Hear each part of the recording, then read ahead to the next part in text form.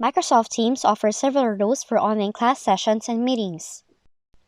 But if you're a teacher using Microsoft Teams, and you might want to restrict your students from kicking out others in the application, here's a video tutorial how you can do that in Microsoft Teams.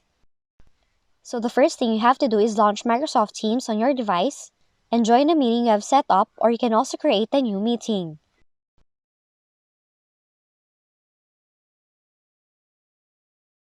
Then, you have to go to the meeting options by clicking More Options on the top portion of the screen, and then select Meeting Options from the drop-down menu. Next, for the settings on the right pane, select the option Who Can Present, choose Only Me in the drop-down menu, and then click Save to apply the changes.